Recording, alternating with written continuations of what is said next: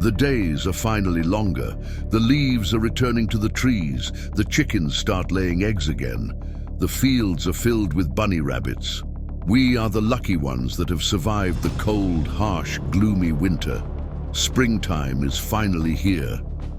Let's celebrate.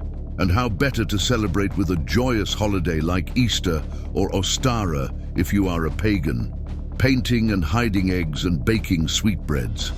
But why do we do these things? Does it come from pagan festival called Ostara, honoring the Germanic goddess Eostre?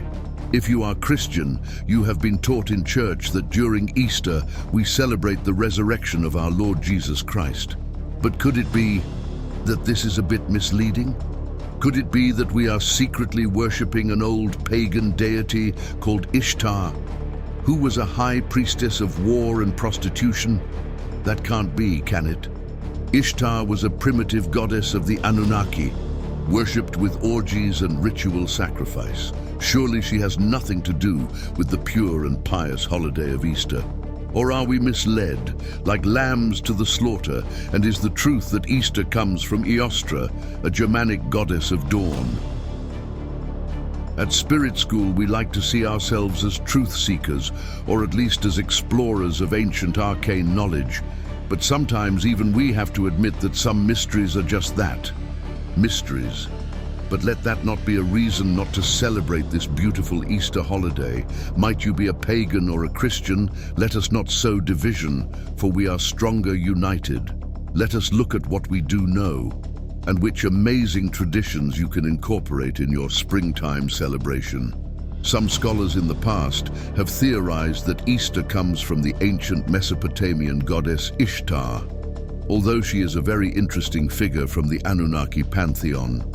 The proof that Easter is derived from the Ishtar cult is thin at best. She played a vital role in the daily lives of Mesopotamia. She is a figure of contradictions, queen of the heavens, symbol of love and war, beauty, sex, and political power. Often depicted holding weapons and sporting wings and bird feet, together with lions as a sign of fierceness and owls as signs of great wisdom.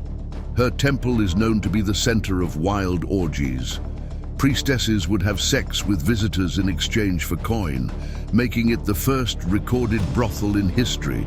Her male priests even dressed up as females and danced at festivals. Some say the babies coming forth from this holy intercourse were sacrificed together with all sorts of animals. Thus far, we have found that these rumors hold no stake.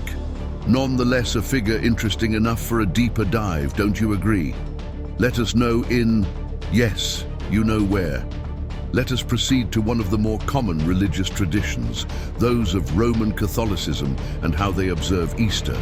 Jesus Christ, the Son of God, who died for our sin and is crucified, laid to rest in a cave and is dead for 2 days and is resurrected on the 3rd day. This day, although it falls on a Monday, is regarded as a Sunday because of the joyous fact that the Son of God has arisen. It is a not very well kept secret that the Catholic Church has integrated many pagan beliefs into their own traditions. Some might say this practice has diluted Christendom, but on the other hand, it is the reason why many people today are Christian, and the reason the faith has survived as long as it has. But according to an 8th century Christian monk called Venerable Bede, pagans worshipped a Germanic goddess called Eostre during the spring equinox. But seeing as this monk is the only source, and he doesn't go into detail, we are stuck playing the guessing game on this one. So what could pagans have been celebrating? We know that most tribes in ancient times celebrated astronomical events like solstices and equinoxes, which make up the pagan year wheel. But in Easter, we see some elements being carried over from different cultures and tribes. For instance, the celebration of the astrological equinox. In ancient cultures, the sun was the most adored star on earth, as it gave warmth, life, made crops grow, saving men from the dark, cold, predator-filled night. Even back then, men understood that without the sun, life on earth would not flourish, making the sun God, the most honored God in the pantheon, but by far not the only heavenly body that was observed by these cultures. As we have seen in our series about the Druids, these ancient cultures had elaborate knowledge about planets and constellations. They even anthropomorphized the constellations or personified them, thus creating what we now know as the zodiac signs. Around these personified constellations, they created myths and stories, while the sun was the main character who traveled through the sky, visiting different constellations like Pisces, Leo, and Aquarius.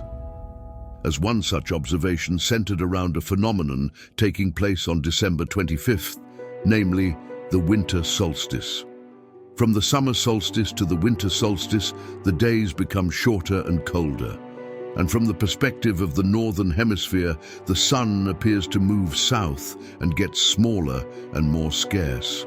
The shortening of the days, paired with the expiration of the crops and the approaching winter solstice, symbolized death to the ancients. It was the death of the sun god. And by December 22nd, the sun's demise was fully realized for the sun, having moved south continuously for 6 months, making it to its lowest point in the sky. Here a curious thing occurs. The sun stops moving south for 3 days, and during this 3-day pause, the sun resides in the vicinity of the Southern Cross or Crux constellation.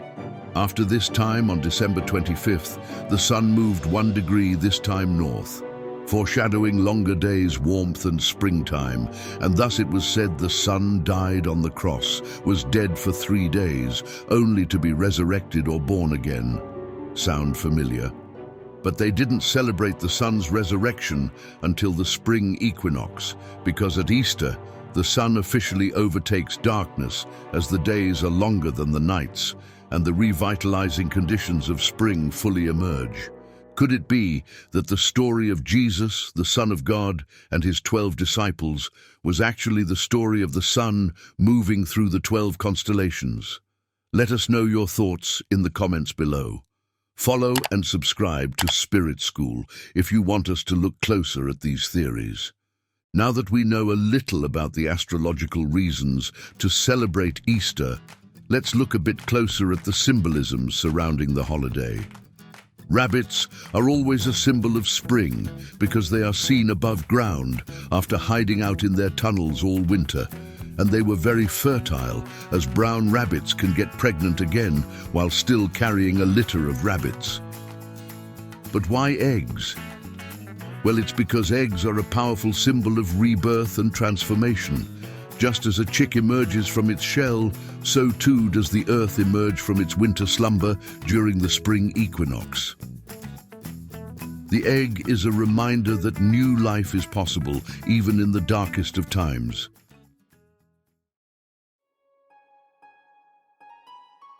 The first written reference to Easter eggs comes from 1290, where King Edward I had 450 hard-boiled eggs decorated with golden leaves and given to his family on Easter Sunday. Was he the first to do so? Probably not, as it is known that around that time, records show the tradition being kept in Poland and Germany as well. In Slavic witchcraft practices, a pregnant woman is advised to keep an egg hanging around her neck for 40 days to have a successful pregnancy. Few items are more symbolic of Easter than the humble egg. It signifies the key springtime themes of fertility, birth, and transition, as well as being a key source of food. At Easter, eggs are often made of chocolate or filled some devilish and irresistible type of sugar cream. But in Ukraine, wooden eggs, called pisanki, are decorated with traditional folk designs, a practice that is believed to date back to pagan times. This pastime is practiced across the Slavic world. In Ukraine, pisanki eggs are typically made to be given to family members and respected outsiders. The art form is elevated to a whole new level.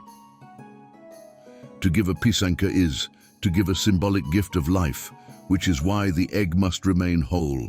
Furthermore, The design, a combination of the motifs and colors on a traditional folk pisanka, has a deep, symbolic meaning. During Christian Lent, fasting people would refrain from eating meat, dairy or eggs for 40 days. Towards the end of Lent, the peasants would collect the eggs and hard-boil them to preserve them until the celebration. A wise keeper of Irish law in the Black Dragon Tavern whispered some wonderful anecdotes in our ear about how the old Irish people celebrated the coming of spring. During the first day of spring, there would be a great procession in honor of Goddess Brigid. When this would take place, all other gods and goddesses would take part in the procession. One goddess named Aldwyn would walk along through the hills of Old Ireland. She was dressed in a beautiful gown with a long train. And where that train would touch the grass, amazing white and pastel purple clover blossoms would spring up. During this traditional procession of Brigid, children would dress up like sprites, goblins and ghouls. They would move from house to house, collecting sweetbread and sun-dried fruits as treats. This later got mixed up with Samhain or Halloween, but in fact the purpose of this tradition was to trick the real goblins and sprites into thinking the house in question was already possessed by a spirit, so they would leave it alone. Ain't that a fun tradition? And that is not the only fun thing children could do during this spring holiday. The children would partake in their first game festivals of the year.